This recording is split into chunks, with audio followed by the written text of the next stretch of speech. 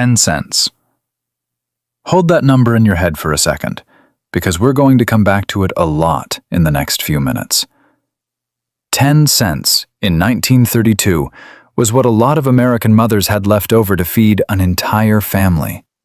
Not for a snack, not for one ingredient, for dinner. All of it. Meat, if there was going to be any. Vegetables, if the garden had given anything that week. Bread, if there was flour left in the tin. 10 cents for everyone at that table. I want you to picture something with me before we go any further. It's a Tuesday evening in late 1932, somewhere in a small American town, the kind with one main street and a hardware store that's barely holding on. The father in this house has been out of work for 11 months. Not because he's lazy, not because he didn't try. The mill closed. Just like that. One day it was running, the next day the doors were locked, and 300 men were standing outside wondering what came next. The mother in this house has a kitchen table, a wood stove, and whatever she could scrape together that morning. And somehow, by 6 o'clock, there is a meal on that table. That's the story we're telling today. Not the politicians, not the stock market, not the headlines. Just the kitchen table and the woman standing over it, figuring out how to feed her family on almost nothing. If stories like this one mean something to you, do me a favor and hit subscribe to Vintage Table USA before we go on, because we tell this kind of story every single week, and I don't want you to miss the next one. Let's talk numbers for a minute, because I think the numbers are the part most people skip past, and they're actually the part that explains everything else. By 1932, unemployment in the United States had climbed to roughly 25%. 1 in 4 working men simply had no job to go to. Wages for the people who were still working had been cut, in many cases by a third or more, compared to just 3 years earlier. And here's the number that I think really brings it home. The average family income in 1932 had fallen to somewhere around $1,600 a year. That's not a typo. A year. For the whole household. Now, food prices had dropped too, that's true. Deflation hit almost everything. But when your income falls faster than prices do, a falling price tag doesn't save you. A loaf of bread cost about a nickel. A pound of hamburger meat, when a family could afford it at all, ran somewhere around 12 cents. Eggs were maybe 20 cents a dozen, when the hens were laying and you didn't already have your own. None of these numbers sound enormous to us today. But when your entire weekly grocery budget might be $1, sometimes less, every nickel had to answer for itself. This is the part I find genuinely remarkable when you sit with it. These weren't poor decisions. These weren't people who didn't know how to manage money. These were ordinary, capable, intelligent women who were handed an impossible math problem every single morning, and somehow, night after night, they solved it. So what actually went on that 10-cent dinner table? Let's walk through it, because this is where the history gets specific, and specific is where it gets interesting. Beans and rice were the backbone of a huge number of Depression kitchens, and there's a reason for that beyond just cost. Dried beans kept for months without spoiling. Rice was cheap, filling, and stretched almost infinitely with a little broth or fat. A pot of beans seasoned with whatever scrap of salt pork or bacon grease was on hand could feed a family of 6 for pennies, and it would still be feeding them the next day as leftovers. In parts of the South, this combination became so central to daily life that it turned into something close to a cultural identity, not just a meal of necessity. Then there was something called water pie. And the first time I came across this in old community cookbooks, I honestly had to read it twice. Water pie was exactly what it sounds like. A pie filling made mostly from water, flour, sugar if you had it, butter if you had it, and a little vanilla or lemon for flavor, baked into a crust until it set into something resembling custard. No fruit. No eggs in most versions. It was dessert built almost entirely out of nothing, and families made it because a meal without something sweet at the end still felt like a meal, even in the hardest years. Mock apple pie deserves its own mention, because this one has actually had a strange second life. Apples, in a bad crop year, or in a city without easy access to a farm, could be expensive or simply unavailable. So home cooks took crushed crackers, usually a soda cracker like Ritz, once that brand appeared later in the decade, mixed them with sugar, a touch of cream of tartar, lemon juice, and water, and baked the whole thing under a crust. The cream of tartar gave it a tartness that tricked the tongue into believing it was eating apples. It smelled right.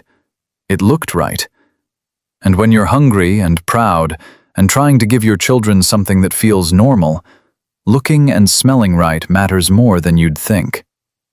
Here's a small thing I want to point out, because I think it says something bigger.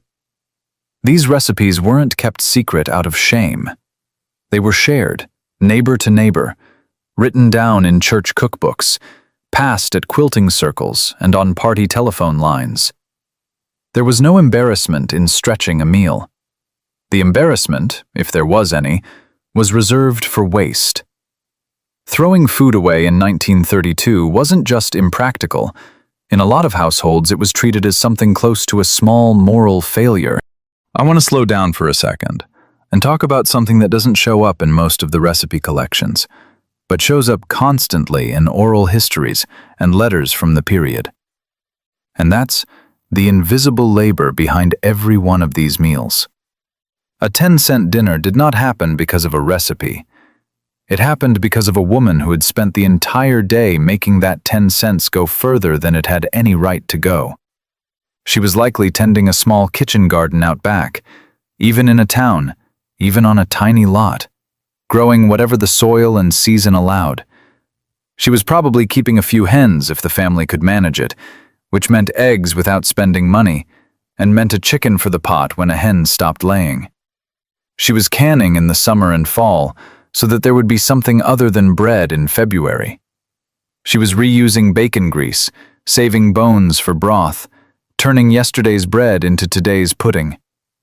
None of that labor shows up in a grocery receipt, because there wasn't always a grocery receipt at all.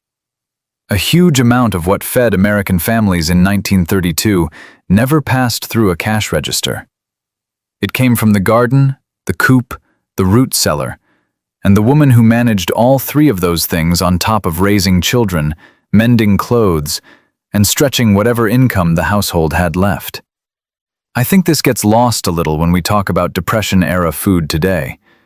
We talk about the recipes like they're clever budget hacks, and they were clever. But they were clever because of the person behind them, not because of the ingredients. The ingredients were almost nothing. The skill, the planning, the constant quiet calculation. That's where the real recipe lived.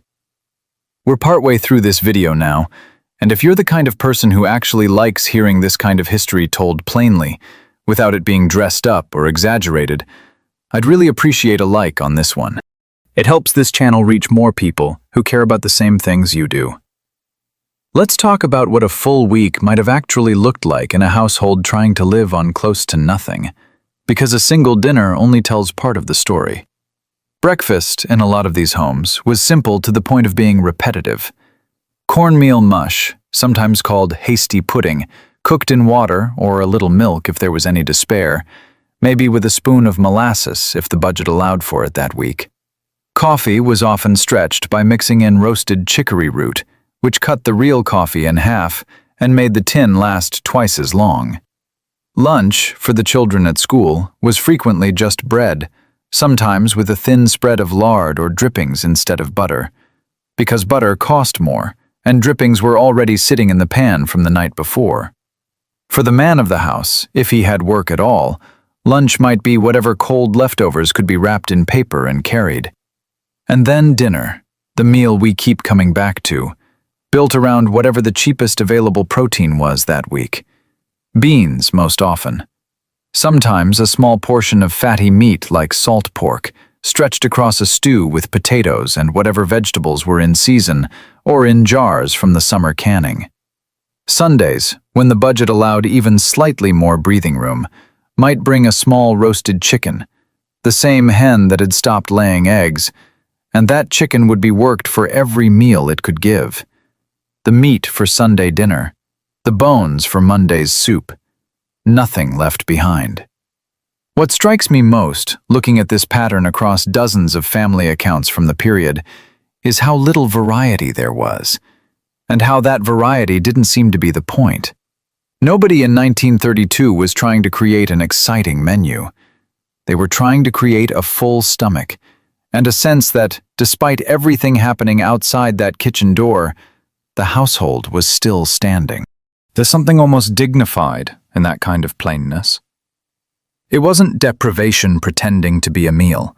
It was a family deciding, every single night, that they were still going to sit down together. Now, I want to be honest with you about something, because I think honesty matters more than nostalgia, and this channel isn't interested in pretending the past was simply better. The Great Depression was not a gentle time, and I don't want to romanticize it. Malnutrition was a real and documented problem in many parts of the country, especially among children in the hardest-hit regions. Rickets, caused by a lack of proper nutrition, showed up in pediatric records far more often in these years than before or after. Families went without medical care they desperately needed because there simply wasn't money for it. Some of these recipes weren't clever solutions, they were the only option left. And behind a lot of them is real hunger, real fear, and real desperation that no amount of warm storytelling should paper over. So when we look back at something like water pie or mock apple pie and feel a kind of charm in it, I think it's worth remembering what that charm was built on top of. It wasn't whimsy, it was necessity, dressed up by people who refused to let necessity look like defeat. That refusal, I think, is the actual story here. Not the recipes themselves, but the will behind them. Here's something I keep thinking about, and it's the closest thing I have to a personal opinion on all of this, so take it as that and nothing more. We talk a lot today about food waste, about how much the average American household throws away every week without a second thought. Studies put it somewhere around 1/3 of all food purchased. And I don't say that to lecture anyone, because I'm not standing outside this kitchen either. But there's something almost instructive in looking back at 1932 and seeing a culture where waste wasn't really a choice you got to make. Every bone, every drop of fat, every heel of bread had a second life built in before it was ever thrown away. I don't think the answer is to go back to being poor. Nobody should wish poverty onto anyone, and the people living through 1932 would have told you that themselves, given the choice. But I do think there's something worth carrying forward from that kitchen table. Not the hardship, the resourcefulness, the idea that almost nothing has to be the end of something if you're willing to look at it a second time before you let it go. That's the thread I see running through every one of these old recipes. The beans, the water pie, the chicken worked for 3 meals in a row. It's not really about being broke. It's about refusing to let broke mean broken. If anyone in your family lived through those years, or if your own grandmother ever told you about a meal like the ones we talked about today, I'd genuinely love to hear it in the comments. Those stories don't usually make it into history books, and every time someone shares one here, it adds something real to what this channel is trying to preserve. And if this kind of history is something you want more of, the kind that's researched, honest, and told the way it actually happened rather than dressed up for effect, go ahead and subscribe to Vintage Table USA. There's a lot more of this story still to tell, and I'd rather tell it with you than without you. Take care of yourselves, and I'll see you in the next one.